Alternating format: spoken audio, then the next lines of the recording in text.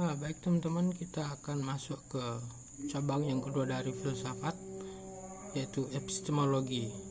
Epistemologi ini juga seringkali disebut sebagai filsafat ilmu karena di epistemologi ini kita akan bicara tentang sumber, cakupan, dan validitas pengetahuan manusia. Nah, tapi di video kali ini kita akan bahas fokus di sumber pengetahuan manusia dulu.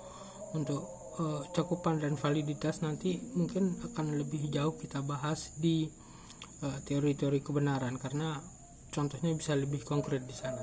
Ya, oke, kita masuk ke yang bahasan yang pertama dulu, sumber pengetahuan manusia. Nah,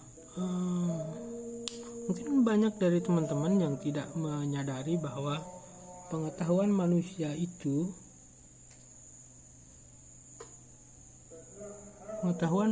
itu dicerap melalui dua sumber, ya. Yang pertama adalah indera, yang kedua adalah akal. Nah, ketika kecil yang kita andalkan dalam mendapatkan pengetahuan itu adalah indera kita. Kita bisa mengetahui bahwa api itu panas, ya, dengan indera kita. Kita tahu bahwa es itu dingin, kita tahu bahwa gula itu manis, ya, dari indera kita. Nah, teori ini cocok dengan atau pas dengan teori tabula rasa, bahwa manusia itu dilahirkan dia seperti kertas putih, ya, yang menyerap pengetahuan dari sekitarnya melalui panca inderanya. Nah, itu sebabnya anak-anak kecil kalau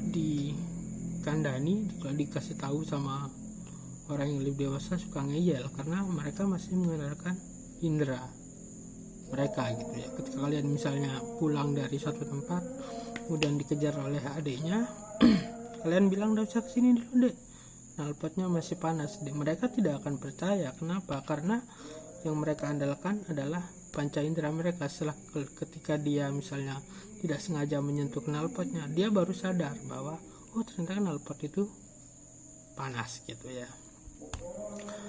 Nah, kemudian contoh yang lain misalnya kita tahu bahwa 1 tambah 1 itu sama dengan 2 itu dengan menambahkan 1 bebek ditambah 1 bebek, dan kita dijumlahkan, dia akan ketemu 2 bebek, gitu ya. Nah, ini contoh konkret bagaimana kita menyerap pengetahuan lewat panca indera kita. Makanya anak kecil itu ketika belajar itu, terutama di usia SD kelas awal itu, biasanya menggunakan panca indera mereka belajar berhitung dengan alat bantu, entah itu sempoa, lidi, atau bisa batu, ya. Intinya adalah mereka belajar dari hal-hal yang konkret yang bisa dilihat, ya. Nah, permasalahannya adalah kemudian apakah selamanya kita menggunakan panca indera kita seperti ini? Apakah kita akan menghitung 349 ditambah dengan 150 berapa? Apakah kita harus mengambil 349 bebek, kemudian kita tambahkan dengan 150 bebek, kemudian kita hitung ulang? Nah,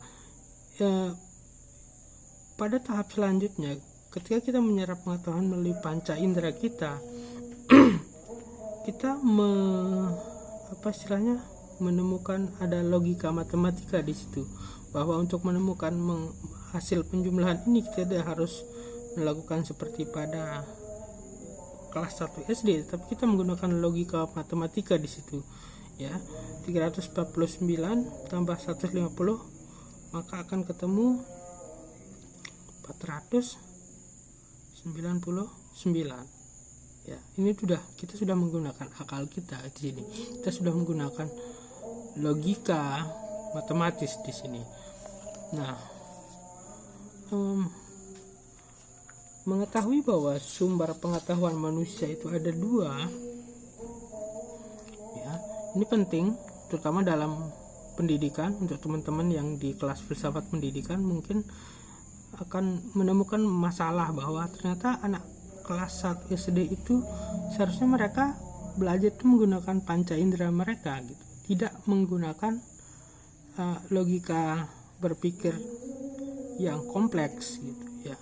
Seharusnya yang diajarkan di anak kelas 1 SD itu adalah penjumlahan dengan menggunakan benda-benda yang konkret gitu, seperti bebek ini tadi, tidak menggunakan penalaran yang bersifat kompleks. Nah, itu manfaat kita belajar filsafat ilmu ini. Dia akan bisa mengidentifikasi, oh, persoalan pendidikan kita mungkin terletak di sini gitu. Ya, kita cenderung memperoleh pengetahuan, mengandalkan pengetahuan termasuk dengan validitas pengetahuan ini hanya menggunakan akal. Sudah tidak mau lagi menggunakan panca indera, atau sebaliknya hanya terlalu mengandalkan panca indera tanpa memaksimalkan akal kita.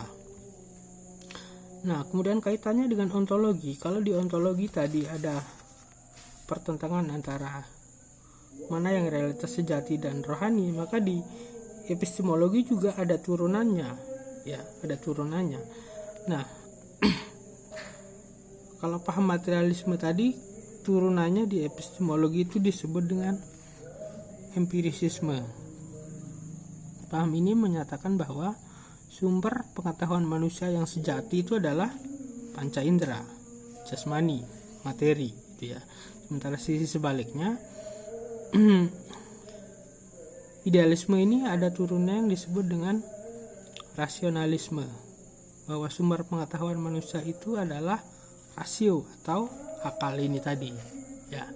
Nah, ini jadi turunannya seperti ini ya.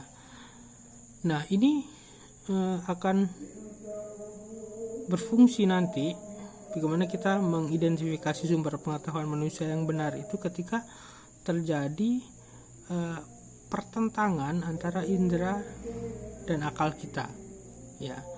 Ketika kita misalnya melihat seorang pesulap, kita melihat dia memotong tangannya sendiri, tetapi akal kita menolak untuk percaya bahwa dia memotong tangannya sendiri. Maka pada kasus ini mana sih yang benar, apakah akal atau indera kita yang bisa dipercaya gitu ya. Atau mungkin contoh yang lebih konkret, seperti kalian misalnya minum es teh gitu ya, kemudian ketika kalian masukkan sedotan yang tadinya di luarnya lurus, ketika dimasukkan ke gelas kok ternyata jadi bengkok gitu. Ini kita melihat dia bengkok, tapi akal kita menolak untuk percaya, oh tadi lurus kok, sekarang kok bisa bengkok gitu. Nah, pada kasus ini yang bisa kita percaya adalah akal. Sebelum kita melihatnya bengkok, kita bisa menjelaskan, oh ini efek pembiasan cahaya gitu ya, makanya dia terlihat bengkok. Oke, itu epistemologi ya.